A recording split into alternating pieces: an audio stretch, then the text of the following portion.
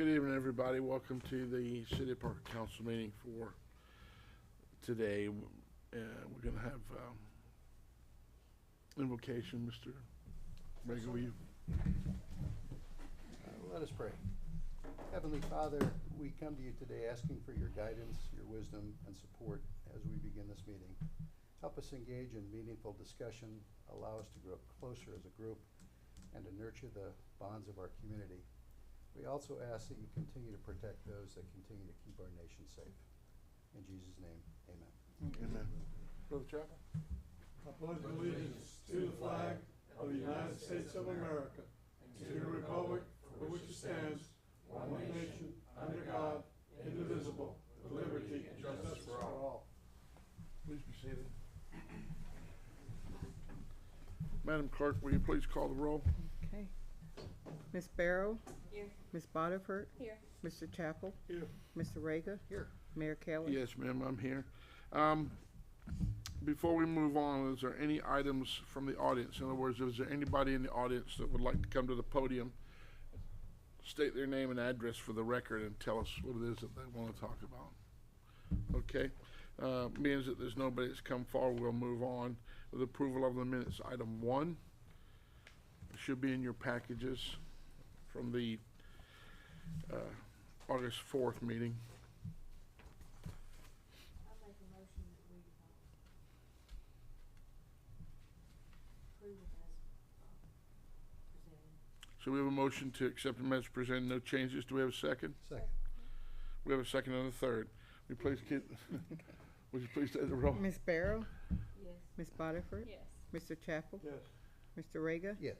Mayor Kelly? Yes. Who was that? Ron. Everybody.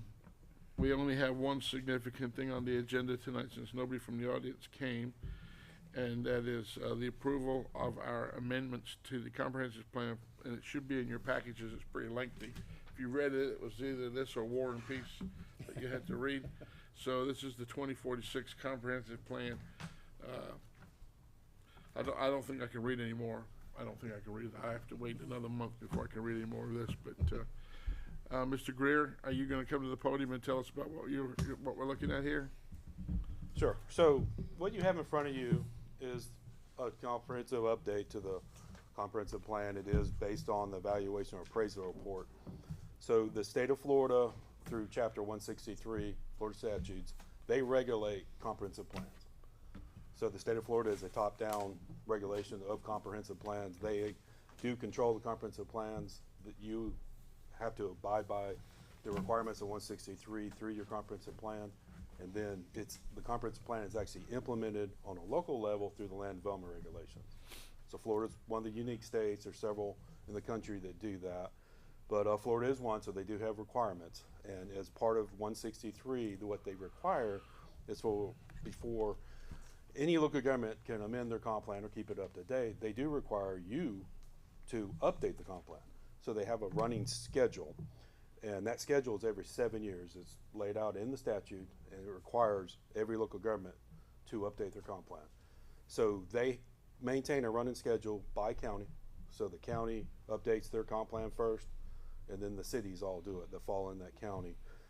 For instance, they send out letters of the EAR notifying the local government that their EAR is due. This letter was sent out in September 9th, or September 1st, actually, of 2024, to the city of Parker.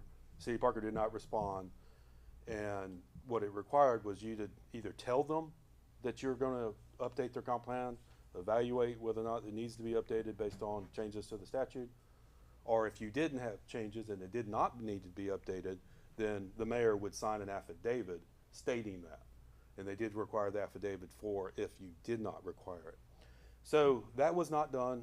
What was the date on that? September 1st, 2024. 24. The EAR Do you letter- know who it was sent to for renewal? I don't know. Okay. But I know that they sent another letter, and Tony received it, and that's when they reached out We've to got me. it taken care of, yeah. And to take Yeah. care of the comp plan. So what I did evaluation of the comprehensive plan, and determined, because the last update was in 2019. There's been a lot of statute updates every year, Yep. that the comp plan needed to be updated. So I prepared a letter, Tony signed it, we sent it back to the state, and the state approved the letter. So that EAR letter now has been approved. Your restriction of not being able to amend your comp plan has been relieved. Up until you submitted that letter, you couldn't do small scale land use amendments or large scales or any amendment to the comp plan. So that's been alleviated, and then you have 1 year to do the update the comprehensive plan. And so we were already in the process of updating several comprehensive plans, so we went ahead and updated your comprehensive plan. And I would like to mention, how we did this. So, monetary wise, I am working through Anchor. Anchor's the city engineer. I have a contract with the city, or with Anchor, who has a contract with you. So I'm also in the process of working with Bay County to implement the 2023 Tyndall Air Force Base Joint Land Use Study. So in 2023, we conducted a study for Tyndall Air Force Base. It was paid through the Department of Defense. And this study involved all the cities. Parker was involved in it too. And we had recommendations in there. And there were several recommendations for local governments to maintain their comp plans. We knew the EAR process was coming to help some of the smaller local governments update their comp plans. So there was, in the recommendations, there was, sections that was set up and granted. So Springfield, Callaway, and now Parker is all getting their comp plans updated through the grant. So this grant money that was set aside, the Bay County is the grant administrator for it, and it's reimbursed by DOD. So we submitted this to the county to see if they would cover the comp plan update, and they did. So this is being paid for through the grant, which is a good thing. It was good timing, and it allows all the local governments, the smaller local governments, to get their comp plans updated to bring it up to date. And so as part of the EAR process, what's required is you go through, and this isn't a wholesale, completely rewrite the entire comp plan. What you do, you go through and you update the parts that changed since your last update, which was 2019. So what we did, we went chapter by chapter, went through an entire comp plan and updated the sections that needed to be updated to match the current statutes. And that's why, like you see, you have a 2046 planning horizon. Well, the statute changed a couple years ago from a 10-year planning horizon to a 20-year. So now you have to set in your comp plan, you must maintain a 20-year planning horizon in your comp plan. So that's the 2046 date. You have to plan out to 2046. And so there's another packet that was the data analysis. It's a few pages shorter than the comp plan that you probably received. That data analysis is a justification in the data that's required by 163 for the comp plan update and to project out to 2046. The data analysis does not get adopted. The state requires it to be transmitted with the documents so they can review it. It will not be adopted, and it is part of your package. Or it might not be in this package, but you do have a copy of it. The city has a copy of it. It is something that's required by the state. And so what happens is the local governments, in the process that we're in for an EAR process, is the local governments, like the city of Parker tonight, this is the first reading of that ordinance that would amend the comp plan. It's also not only the first reading, it's also the transmittal. So what we're doing tonight is we're going to conduct the first reading, and then y'all will vote to transmit and hold that first reading. And the transmittal will send this comp plan as a draft, as proposed. It will go to the state of Florida. And so the Department of Commerce is the state land planning agency. That is who oversees the comp plan process. So all the review agencies, which consist of the Department of Environmental Protection, Department of Transportation, Department of State, Department of Education, Water Management, Northwest Florida Water Management District, and their Inland Coast Planning Council will all get copies of the plan. So they have 60 days after we submit to review the comp plan. And they review it. It's called Coordinated State Review. They will review and provide comments back to the Department of Commerce. At the end of that 60 days, the Department of Commerce will send the city a letter, and it will list anything, if there's any changes that they want, if there's anything that they see that we've missed, they will list those. And then we have 180 days after that to make those changes, and then it comes back and gets adopted. It'll come back before you in about 3 months for adoption. So this is a process that's required by state. It's called State Coordinated Review for a large-scale land use amendment. Can I ask you something? Sure. Are we the only city that was behind in there? No. No, Springfield was too. Okay, all right, that's all. Yeah. Panama City is too. Panama City's behind. Several of the cities are. But at the end of the day, no affidavit required because No. you sent the letter. That's correct. That we're in compliance. Also, there's no restrictions at this point because the That's correct. letter has been submitted. And accepted, and they have sent a letter back to the city. Yeah, and the fact is that Title 180, or rather Senate Bill 180 exists, so most big changes weren't gonna happen anyway.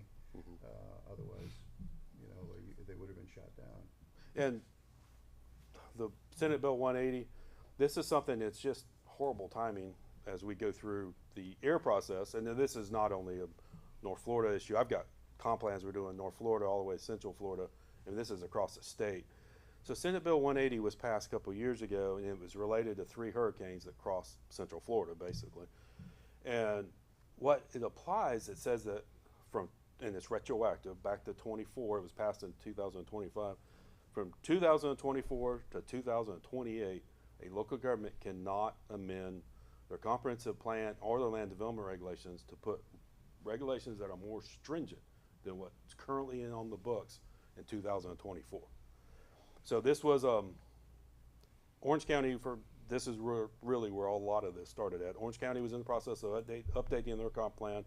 The hurricane hit. They put additional requirements in their comprehensive plan, and the developers felt like they did it because of the hurricanes, and they were, you know, blocking them in from development. They filed lawsuit. They also got legislation passed, which became Senate Bill 180, that got rolled into the laws of Florida. It's now Chapter 190 of the laws of Florida, and so it will be around until June of 2028. So by saying that, you cannot adopt anything more stringent. So, you know, anything like as part of the Tyndall Joint Land Use Study, as you know, they updated that 2016 ACUS study. That study was updated for the F-35 in 2023. Yeah. And I gave Tim a copy as we were going through that process of that map. And we've also written the regulations and the overlay district to amend what you currently have in place to meet the 2023 ACUs. However, and I've discussed this with the state, we cannot bring that into the comp plan until after 28. So, because it's more restrictive. Yeah. It's more stringent. It's a larger area. So, and not by much. No, I mean, it is not It's quite a bit. by much. But it is a larger area. And if you and go up that peninsula, it's quite a bit. it is, so then it goes up the peninsula. So that cannot be touched in your comp plan or your land development regulations until 2028. So we have those prepared. We've had the same problem in Callaway, in Parker, where and Panama City, we cannot, you know, put these overlay districts in place. So what we're doing, we prepared them as part of the grant, part of the comp plan update. They're not being transmitted tonight, but we are giving them to the local governments, and you know, we'll be glad to come back after Senate Bill 180 expires, it sunsets in 2028, and help get those, you know, back into the comp plan. Okay, Ray, can I ask, Sure. Mayor, you okay with a couple of questions? at this sure, point? go ahead, Mr. Ray. I just want to know the process from this point forward. So today we're going to vote not on approving the plan, just simply to have you submit it to the state. To transmit. Correct. I'm gonna And vote to then the accept it. timeframe is 60 days from when it's submitted to the state? When it's accepted by the state. And then if they send it back to us, requiring corrections, what was the time frame? 180 days. 180 days after that? Yeah, you have 180 days to adopt. Or changes? Yeah, to adopt their changes or to adopt the comp plan without any changes. But if you don't, then you have to go back through the process again. Okay, all right, so really it's, so after 180 days, then we vote whatever changes in.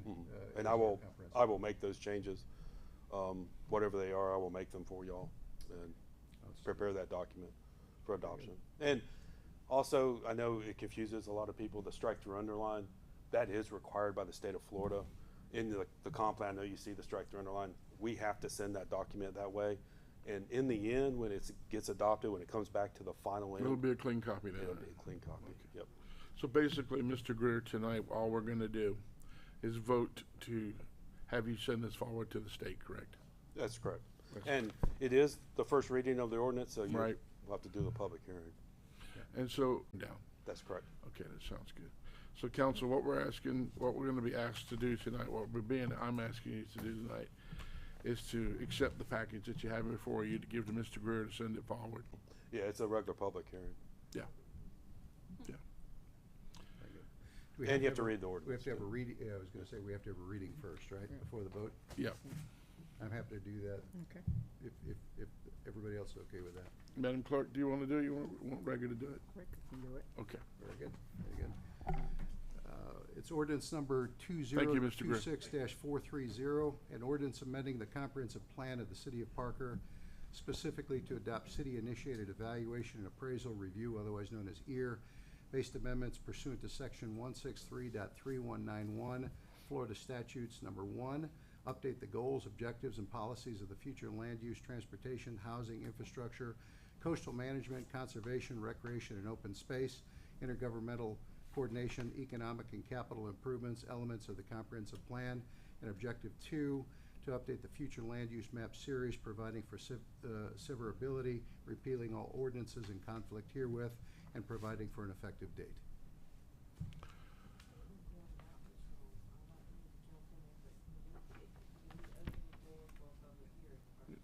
There's nobody here. You still have to do it. Okay.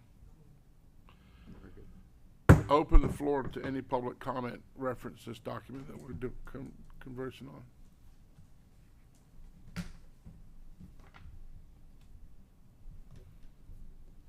No response. Okay.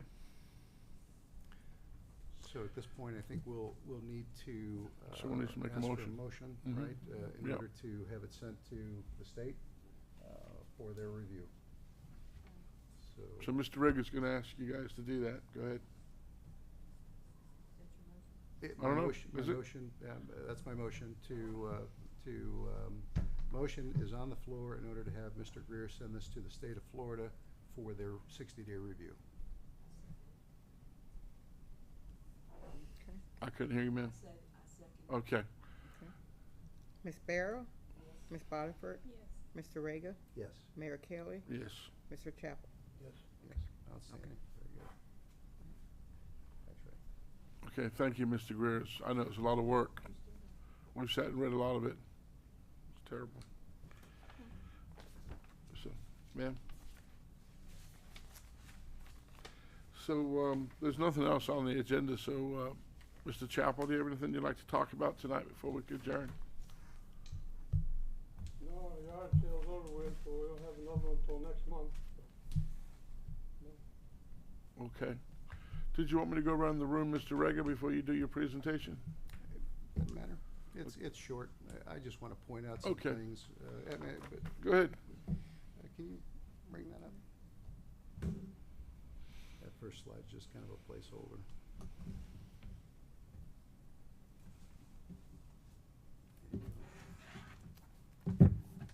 So anyway, I'm going to call this first slide Parker at a glance. We had a tremendous resource at our availability called Niche a couple of weeks ago. We saw some of the very positive things that a third-party, unbiased organization that works with national organizations said about our tremendous little town. And it turns out there's a lot of other organizations like them. I'll go ahead and go to the next slide if you don't mind. So I'm gonna call this Parker at a glance. These are numbers that are derived from these third-party unbiased organizations. And there's a couple of things that I think are very positive with regard to Parker. First of all, a median household income of almost $70,000. And the poverty rate here at 6.8%, that is a very, very low number. You're gonna see why. And that's a very positive number for our city because it means that people can pay their bills and continue to want to improve their properties, et cetera. We've also got a median age here of about 38.4. That's a relatively young community, especially when you analyze the rest of the demographics of Florida. But Mr. Greer knows a whole lot about that sort of stuff. But also the affordability ratio of 3.2. What that ultimately is directly related to your income versus the housing values. Because we have housing values here that are very reasonable, that number is very likely going to draw more people to our little city. One thing I will show you also is if you look at that right side there of the slide, That poverty rate of 6.8% is actually 45% lower than the national average. That's a pretty significant number. Go to the next slide for me.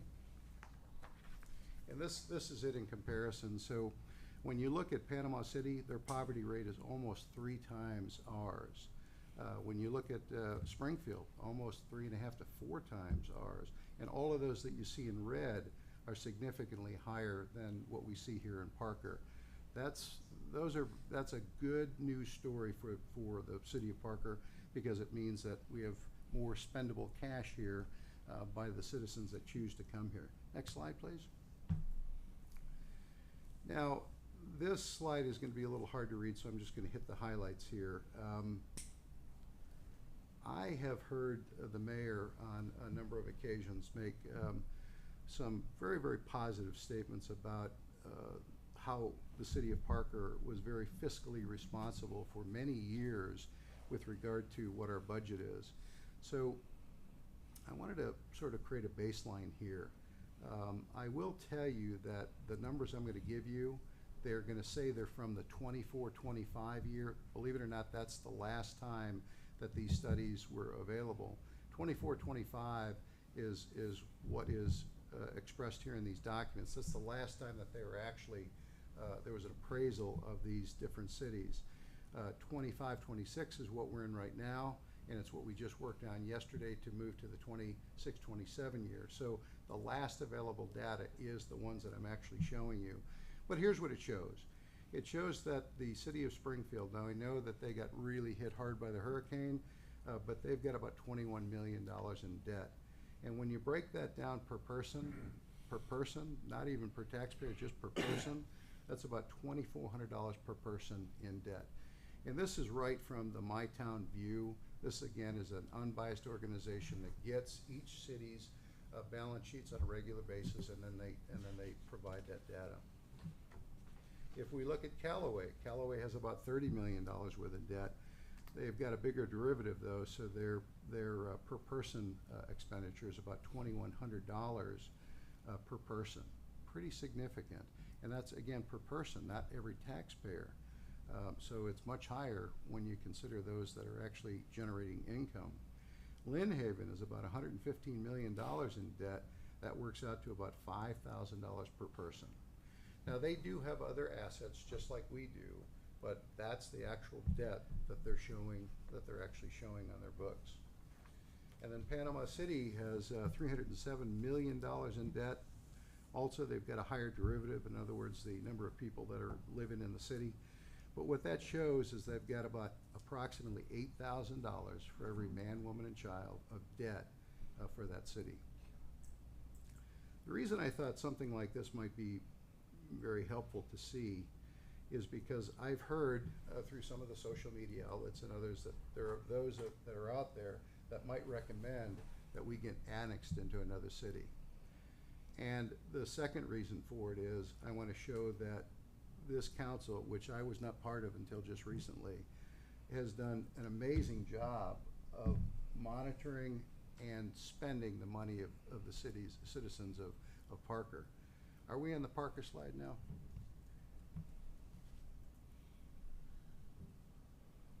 All right. Yeah, one more. One more. There you go. There's Parker. Okay. Look at that. So this is 2024. The numbers have gotten better. It shows Parker has approximately, 2024, about $1 million in debt. That worked out to about $244 per person. Contrast that with Panama City, that's $8,000 worth of debt. And remember, we paid about half of that off since then, because the new numbers that our accountant just showed us the other day shows the actual debt of about $628,000. Now, the really good news about that is that when you look at our total assets, our cash assets, our tangible assets, it's millions of dollars. So we could easily go ahead and replenish this. But from a financial standpoint, it doesn't make sense to do that because the debt to asset ratio is so low that it makes sense to keep churning that interest for the city of Parker. Next slide, please. Rather than just pay it off and not be able to have that money in the bank. So This last slide shows virtually what we just did yesterday when we began to ratify the new budget for 2026, 2027. It shows tremendous fiscal responsibility. This one in 2024, the income was about $9.6 million, and the total expenditures was dialed down to about 9.5. So one of the few cities within, reach out and touch them, that you can actually say spends less than they take in, and has for a considerable number of years. Effectively, when you take a look at our cash reserves and all of our tangible assets and the way we manage things from a financial standpoint, we're in the black, and we're one of the few cities in the black. And I thought it might be beneficial to show that, because there's a lot of different ways you can run a city, and a lot of times we hear about politicians being drunken sailors with our money. Parker's not one of those cities, and I'm proud to be a member of the city, of this council, and I'm proud of my coworkers that have done such an effective job over these many years of keeping the city in the black, when others that went through the same hurricane we did, some of them worse, some of them not as bad. But at the end of the day,